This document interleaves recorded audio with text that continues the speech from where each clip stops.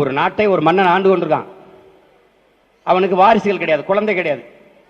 அவனுக்கு பின்னாடி நாட்டை ஆள்வது யார் என்ற சந்தேகம் அவனுக்கு வருது. என்னடா பண்ணலாம், நமக்கு பின்னாடி நம்ம இந்த நாட்டை ஆள ஒரு இளவரசன் தேவைப்படுறானே அப்படிங்கும்போது ஒரு தேர்வை வைக்கிறான், ஒரு போட்டியை வைக்கிறான். நாடெங்கிலும் தண்டோரா அறிவிக்கப்படுது, பறை அறிவிக்கப்படுது.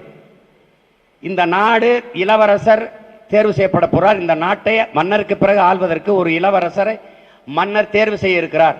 அதற்கான போட்டி நடக்கிறது. எல்லோரும் அரண்மனை வாசலுக்கு வரவும் வந்துட்டான். எல்லாம் சின்ன சின்ன பிள்ளைங்க, இந்த மாதிரி இந்த பச்சை பச்சை பிள்ளைங்கள வரிசையா நிக்கிறான். எல்லாம் 8 வயசு 9 வயசு அப்படி 7 வயசு அப்படி பசங்க நிக்கிறான்.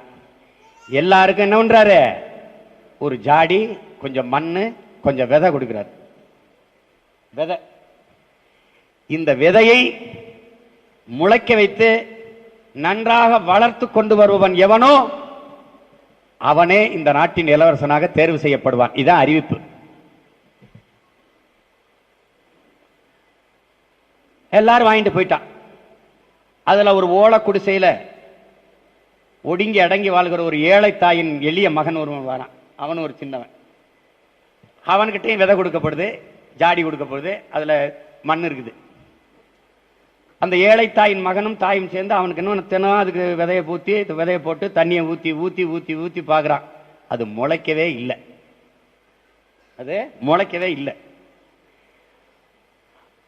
அரசர் அறிவிச்ச நாள் வந்துருச்சு, செடியை கொண்டு ஒப்படைக்கணும். அந்த ஏழை தாயின் மகன் அழுறான். முளைக்கவே இல்லையே, நான் எப்படி போய் மன்னர் முகத்தில் முழிப்பேன், நான் எப்படி கொண்டு போவேன் அம்மா அப்படின்னு. நீ முயற்சி செய்தா இல்லையா மகனே, நீ தொடர்ந்து அதை முளைக்க வைக்க போராடினா இல்லையா மகனே, அதை போய் நீ மன்னர் இடத்துல சொல்லிட்டு வா, நீ கொண்டு போ, நீ போயிட்டு வா அப்படின்னு எல்லா பிள்ளைகளும் போகும்போது முளைக்காத அந்த சட்டியை தூக்கிட்டு அந்த ஏழை தாயின் மகனும் போறான். எல்லாரும் காட்டுறான், என் செடி எப்படி வளர்ந்துருக்கு பாருங்க, என் செடி என்னைத்தான் தெரிவு செய்ய போறார், நான் நல்லா உயரமா வளர்த்துட்டேன், என் செடி கொழு கொழுன்னு நல்லா பச்சையா இருக்கு, என்னைத்தான் தெரிவு செய்ய போறார் மன்னர் நினைச்சிருக்கான். மன்னர் என்ன பண்றாரு, எல்லாரையும் நகர்த்தி நகர்த்தி விடுறாரு. இல்ல இல்ல இல்ல இது இல்ல இது இல்லைன்னு கடைசியா முளைக்காத ஒரு சட்டியை கொண்டுட்டு வர்றான். மன்னா, நான் பெருமுயற்சி எடுத்தேன், காலை மாலை இருவேளையும் இதுக்கு தண்ணீர் வைத்தேன், இதுக்கு உரம் வைத்தேன், தண்ணீர் விட்டேன், ஆனாலும் இந்த சட்டியில இந்த விதை முளைக்கவே இல்லையே மன்னா, நான் என்ன செய்யறதுன்னு சொல்றான்.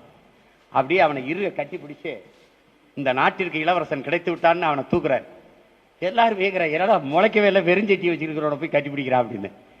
அவர் மன்னர் சொல்றாரு, நீங்கள் எல்லோரும் ஏமாற்றுக்காரர்கள், இவன் ஒருவன் மட்டும்தான் உண்மையானவன். ஏனென்றால் நான் உங்களுக்கு கொடுத்த விதைகள் எல்லாம் அவித்த விதைகள், அது எப்படி முளைக்கும், நீங்க எல்லா பயிலும் வேற விதைய போட்டு முளைக்க வச்சு கொண்டு வந்துட்டீங்க அயோக்கிய பயல்களா பதவிக்காக. அவன் உண்மையை சொன்னான், இவன் தான்டா இந்த நாட்டின் இளவரசன்.